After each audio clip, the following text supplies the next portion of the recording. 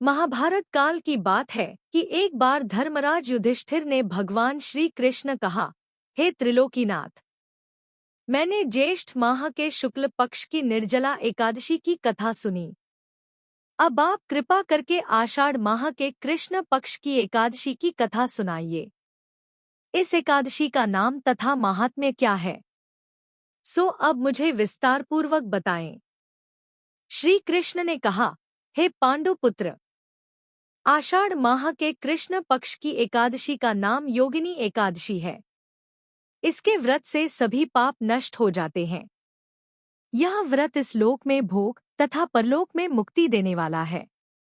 हे धर्मराज, यह एकादशी तीनों लोकों में प्रसिद्ध है। इसके व्रत से सभी पाप नष्ट हो जाते हैं। तुम्हें मैं पुराण में कही हुई कथा सुनाता हूँ। ध्यानपूर्वक श्रवण करो। कुबेर नाम का एक राजा अलकापुरी नाम की नगरी में राज्य करता था। वह शिवभक्त था। उनका हेमाली नामक एक यक्ष सेवक था जो पूजा के लिए फूल लाया करता था। हेमाली की विशालाक्षी नाम की अति सुंदर स्त्री थी।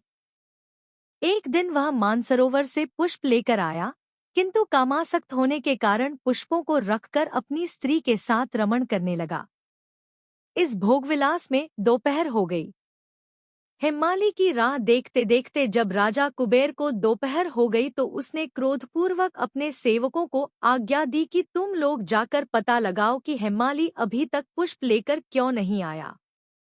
जब सेवकों ने उसका पता लगा लिया तो राजा के पास जाकर बताया, हे राजन, वह हेमाली अपनी स्त्री के साथ रमण कर रहा है।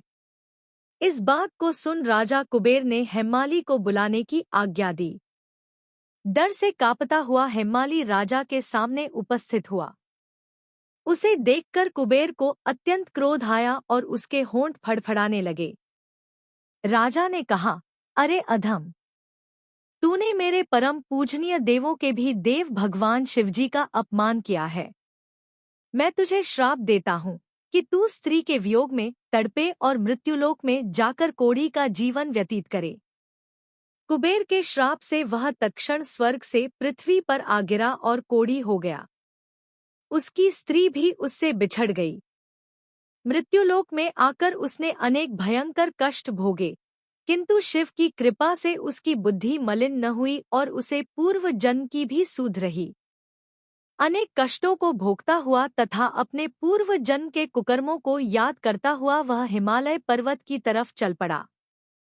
चलते चलते वह मार्कंडेय ऋषि के आश्रम में जा पहुंचा। वह ऋषि अत्यंत वृद्ध तपस्वी थे। वह दूसरे ब्रह्मा के समान प्रतीत हो रहे थे और उनका वह आश्रम ब्रह्मा की सभा के समान शोभा दे रहा था। ऋषि को देखकर हेमाली वहां गया और उन्हें प्रणाम करके उनके चरणों में गिर पड़ा। हेमाली को देखकर मार्कंडेय ऋषि ने कहा, तूने कौन से निकृष्ट कर्म किए हैं जिससे तू कोढ़ी हुआ और भयानक कष्ट भोग रहा है। महर्षि की बात सुनकर हेमाली बोला, हे मुनिश्रेष्ठ, मैं राजा कुबेर का अनुचर था। मेरा नाम हेमाली है। मैं प्रतिदिन मानसरोवर से फूल लाकर शिव पूजा के समय कुबेर को दिया करता था। एक दिन पत्नी सहवास के सुख में फंस जाने के कारण मुझे समय का ज्ञान ही नहीं रहा और दोपहर तक पुष्प न पहुंचा सका। तब उन्होंने मुझे श्राप दिया कि तू अपनी स्त्री का वियोग और मृत्युलोक में जाकर कोढ़ी बनकर दुख भोग। इस कारण मैं कोढ़ी हो गया हूँ तथा पृथ्वी पर आकर भयंकर कष्ट भोग रहा हूँ। अतः कृपा करके आप कोई ऐसा उपाय बतलाए जिससे मेरी मुक्ति हो। मार्कंडेय ऋषि ने कहा, हे हेमाली, तूने मेरे सम्मुख सत्य वचन कहे हैं, इसलिए मैं तेरे उद्धार के लिए एक व्रत बताता हूँ। यदि तू आषाढ़ माह के कृष्ण पक्ष की योगिनी नामक एकादशी का विधानपूर्वक व्रत करेगा तो तेरे सभी पाप नष्ट हो जाएंगे। महर्षि के वचन सुन हेमाली अति प्रसन्न हुआ और उनके वचनों के अनुसार योगिनी एकादशी का विधानपूर्वक व्रत करने लगा। इस व्रत के प्रभाव से अपने पुराने स्वरूप में आ गया और अपनी स्त्री के साथ सुखपूर्वक रहने लगा। भगवान श्री कृष्ण ने कहा, हे राजन, इस योगिनी एकादशी की कथा का फल 88,000 ब्राह्मणों को भोजन कराने के बराबर है। इसके व्रत से सभी पाप नष्ट हो जाते हैं और अंत में मोक्ष प्राप्त करके प्राणी स्वर्ग का अधिकारी बनता है। आइए अब बड़ी ही श्रद्धा से सुनते हैं कि कैसे एक बुरी माता ने निर्जला एकादशी का व्रत रखा। इस कथा को सुनने से एकादशी माता अत्यंत प्रसन्न होती है और निर्जला एकादशी का व्रत पूर्ण माना जाता है। एक बूढ़ी माँ ने एक बार निर्जला एकादशी का व्रत रखा, बड़ी ही भाव भक्ति से पूजा अर्चना की।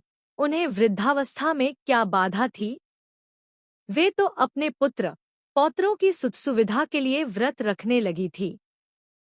वे दिन भर तो जरा कठोर मन करके अपनी प्यास को रोके रही। दिन में पूजा पाठ किया, कथा सुनी और पंडित जी को मिट्टी के पात्र में भरकर पानी और ऋतुफल दान में दिए। दोना भर भर कर बूरा वितरण किया। उन्हें गर्मी के कारण बहुत बेचैनी हो रही थी। इस कारण से बड़ी देर तक पानी में पड़ी रही और पानी के कुल्ला करती रहीं, मुंह धोती रहीं। तब कहीं थोड़ा बहुत धैर्य बंध पाया। धूप तो तेज पड़ ही रही थी, इस कारण बार बार मुंह सूख रहा था। बूढ़ी माँ बहुत बेचैन हो रही थी। एक बुढ़ापा और दूसरे ये भयंकर गर्मी। वृद्धावस्था की स्थिति तो कुछ दूसरी ही प्रकार की होती है। जैसे तैसे रोधों के दिन कट पाया। अब पहाड़ सी रात सामने थी। उसका कटना बड़ा ही कठिन दिखाई दे रहा था। खटिया पर पड़े शांति नहीं मिल रही थी। वे बार बार करवट बदल रही थी। अनेक बार वे बाहर जाती और भीतर आती। उन्हें घर के अंदर शांति नहीं थी। वे पड़ी पड़ी एकादशी माता का स्मरण करती रहीं। वे कहती रहीं कि हे माता जी, आप मेरी लाज रखिएगा। आप ही मुझे शक्ति दे दीजिएगा, जिससे मैं भलीभांति आपका व्रत कर सकूं और ये पहाड़ सी रात शांतिपूर्वक व्यतीत हो सके। प्यास के कारण बूढ़ी माँ की बेचैनी तो बढ़ ही रही थी। उन्होंने धैर्य रखने का बहुत प्रयास किया, किंतु सहनशीलता की सीमा टूट गई और वे घबराकर एकदम चिल्ला पड़ी। बोली कि बचाओ बचाओ बचाओ। अम्मा का चिल्लाना सुनकर परिवार भर के नरनारी, बच्चे और पड़ोसी एकत्रित होकर बूढ़ी अम्मा की खटिया के समीप पहुंच गए। सबने पूछा कि अम्मा जी, आपको क्या हो गया है? आप क्यों चिल्ला पड़ी थी? आप इस वृद्धावस्था में ये कठिन व्रत क्यों करती है? अम्मा जी, शक्ति से ही भक्ति होती है। थोड़ी ही देर में वे फिर से बोली कि अरे, हमारे तो प्राण ही निकले जा रहे हैं। मेरी छाती पर ठंडे पानी का घड़ा रख दीजिए। नातियों ने दादी की छाती पर ठंडे पानी का पात्र रख दिया। तब कहीं उन्हें थोड़ा बहुत आराम मिला और थोड़ी देर के लिए उन्होंने अपनी आंखें बंद कर ली। एकादशी माता ने सोचा कि ये बूढ़ी अम्मा है तो बहुत कठोर, जरा जाकर उसकी परीक्षा लेना चाहिए। वे आधी रात को मुर्गा बनकर टेर लगाने लगी। मुर्गा की आवाज सुनकर दादी जल्दी से उठीं और बाहर जाकर आसमान की ओर देखा, किंतु आसमान में कहीं उन्हें प्रातःकालीन तारा दिखाई नहीं दिया। वे सोचने लगी कि ये मुर्गा क्यों और कैसे बोल गया है। उन्हें प्यास तो बढ़ ही रही थी। थोड़ा बहुत उनका मन भी विचलित होने लगा था, किंतु अंत में उन्होंने दृढ़ निश्चय किया कि मैं अब व्रत को पूर्ण करके ही छोड़ूंगी, चाहे भले ही मेरे प्राण निकल जाए। ये सोचकर फिर वे खटिया पर शिथिल होकर लेट गई। थोड़ी ही देर में एकादशी माता ने उनकी फिर से परीक्षा लेनी चाहिए। एक छोटी सी बालिका एक गिलास में शरबत लेकर उनके सिरहाने खड़ी हो गई और जोर से बोली कि दादी जी, सबेरा हो गया है, आप हाथ मुंह धोकर शरबत पी लीजिएगा। पहले तो शरबत का गिलास देखकर उनका मन ललचाने लगा, किंतु अचानक व्रत का स्मरण हो आया और उन्होंने सोचा कि मैं किसी भी प्रकार से अभी शरबत नहीं पी सकती हूँ, और वे शांतिपूर्वक अपनी खटिया पर लेट गईं। फिर थोड़ी ही देर में उन्हें ऐसा लगा कि जैसे किसी ने उन्हें पानी के कुएं में पटक दिया हो। वे बड़ी देर तक उस कुएं में हाथ पांव चलाती रहीं, किंतु उन्होंने अपने मुंह में पानी की एक बूंद भी नहीं जाने दी और वे दृढ़तापूर्वक अपना व्रत पालती रहीं। थोड़ी ही देर में न जाने कहां से सामने आग जलने लगी, जिससे भारी गर्मी बढ़ने लगी। प्यास के कारण प्राण निकलने लगे, किंतु बूढ़ी अम्मा का कुछ भी नहीं बिगड़ पाया। वे जहां की तहां मुस्कराती हुई सी बैठी रही। थोड़ी ही देर में बाहर प्रकाश दिखाई देने लगा। ऐसा लगा कि जैसे सवेरा हो गया हो। बूढ़ी अम्मा ने जब बाहर निकलकर देखा तो समझ गईं कि अभी सवेरा होने में 3-4 घंटे की देरी है। यह जानकर वे शांतिपूर्वक इधर-उधर घूमने फिरने लगी। एकादशी माता ये बात अच्छी तरह से समझ गई कि ये बूढ़ी अम्मा किसी भी प्रकार से अपने व्रत से नहीं टल सकती है। वे उनके सत्यव्रत को अच्छी तरह से समझ गईं। सवेरा होते ही बूढ़ी माँ ने स्नान किया, भगवान का पूजन पाठ किया, एकादशी माता की कथा सुनी, ब्राह्मणों को दक्षिणा देकर भोजन कराया।